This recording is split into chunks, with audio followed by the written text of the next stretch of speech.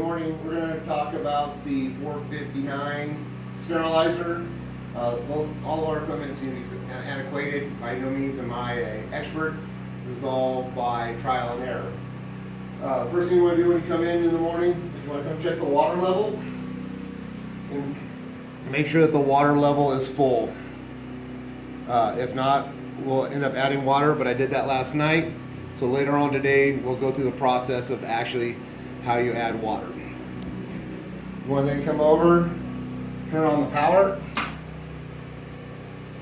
That tells you the power's on. This tells you it's heating. This is going to be the gauge we want to watch.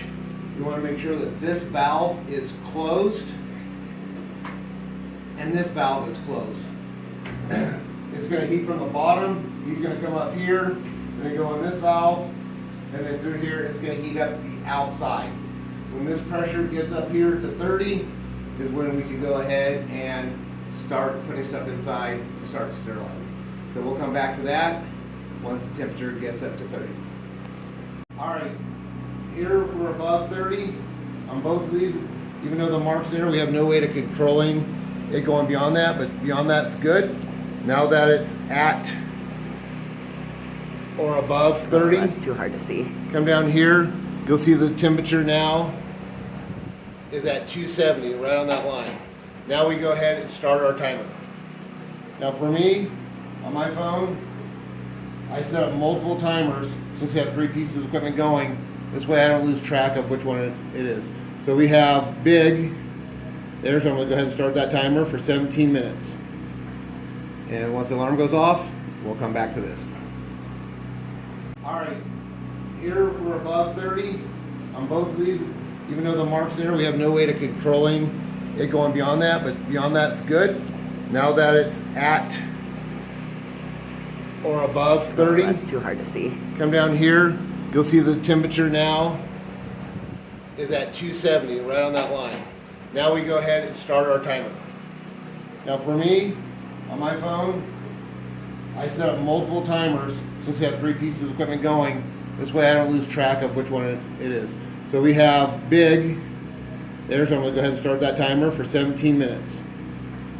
And once the alarm goes off, we'll come back to this. Alrighty, it's been 17 minutes, so now it's time to go ahead and get the equipment out of it. The first thing we want to do, we're going to go ahead and shut this valve. This valve turns off steam going to the center of the sterilizer. Come over here, we're going to open this knob. This allows the steam to exit out of the center of the sterilizer. Just open it until it's kind of snug. Then we'll come back here and see this pressure gauge is dropping. This pressure gauge should remain consistent or going up. If the heating element is on, that gauge will still go up. If not, it should stay consistent. If for some reason that's dropping, you more likely now have this valve cracked open. So we're going to sit here and wait until this gets down to 0 or slightly above 0. The gauge is off just a little bit. So once it gets down to 0, then we can go ahead and open up the chamber and get our equipment out. Go.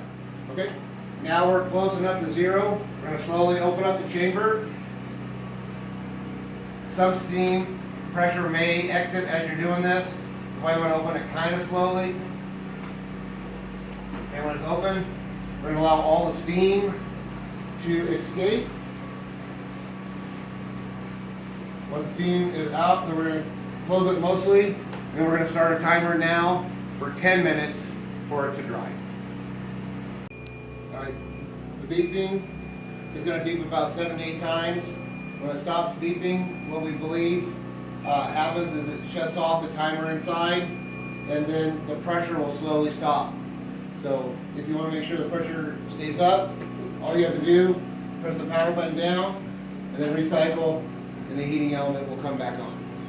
So if you're not paying attention, your temperature on the outside will drop, and then take that much longer to do the next batch because it has to go to temperature as well. Alright, we're about halfway through the day. The water level now is bouncing right around the low mark. We're getting ready to do lunch. That's probably the best time to go ahead and add water. If there's pressure in the tank, it won't allow you to do it. If you open it up when there's still pressure in there, you're going to get steam. So we have this stuff running right now. I just released the pressure from the inside. Once that gets to zero, I can open this, but at the same time, I'm going to open up this valve so that the steam will go out from the outside chamber so we can refill the water quicker. So we're going to open this up. It's going to steam to the outside, and when this gets to zero, then we'll go through the process of actually adding water. Now that our pressures are close to zero, I'm going to go ahead and open up the chamber, let it vent out a little bit more. But now that there's no pressure in it, I'm going to go ahead and turn the power button off down here.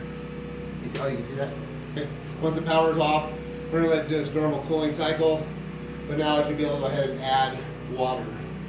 So, open up, might get a little steam out of it. No, there's no steam.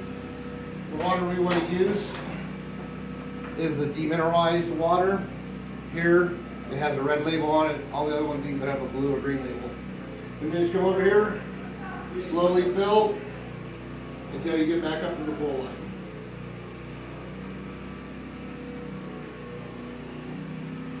And the slow fill is have patience. We'll see you in a few. Okay, so now it took about 2.5 gallons to get it to the full mark. And that's that full. Now we're going to come over to here. Want to make sure that we shut off our valve. If not, once it starts pressurizing, you'll get steam out of there and then you can shut it. I'm going to go ahead and make sure that this valve is now closed. And we're going to turn it back on. And that's going to go ahead and start preheating the water on the outside again.